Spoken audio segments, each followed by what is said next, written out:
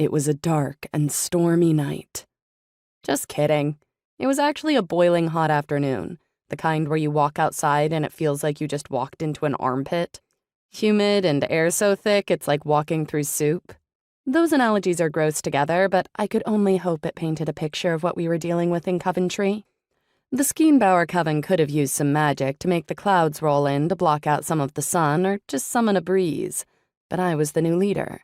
I'd decided that it was in all of our best interests to only use magic when we really needed it. It wasn't a law, per se. We weren't putting people in a jar for using magic to clean their houses or make their banana bread taste a little better, but it was a strong suggestion. Anyway, it was hot, and it was staying that way. Reggie spent the night at Hangman's house with me because the air conditioning in her little cracker box house had gone out again.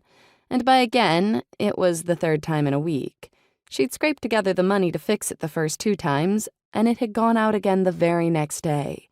She couldn't afford to have the HVAC guy come out again for an emergency call, so I'd let her crash at my place. "We'll go over there after work and I'll fix it," I said. "And next time just call me. You don't need to pay repairmen." "But your rules," she protested. "Reggie, do you know what the low temperature was last night?" "No."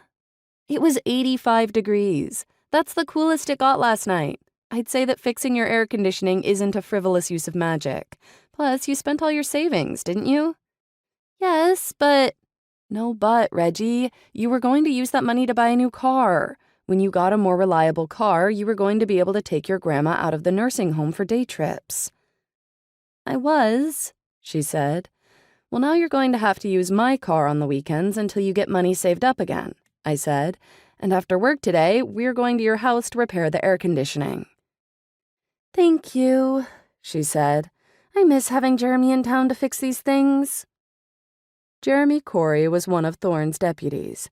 He was also in the National Guard. He was normally only gone 1 weekend a month and a couple of weeks during the summer, but that spring he'd been called up for a mission in the Ukraine. 6 weeks before he left the country, he'd been in Washington, D.C. doing some sort of specialized training, and then they'd shipped him overseas. Normally Reggie didn't need my magic because if anything went wrong, she'd call up Jeremy, and he'd come running. With him out of town, she had a lot more free time in addition to her unmet repair needs. "What would you like for breakfast?" I asked as she emerged from the guest bedroom. She left the door open a crack so we could talk while she got dressed. "Oh, are you cooking?" "Yes, we've got time. I'll make some coffee too, but don't worry, we'll still drop by the brew station and grab lattes before we open."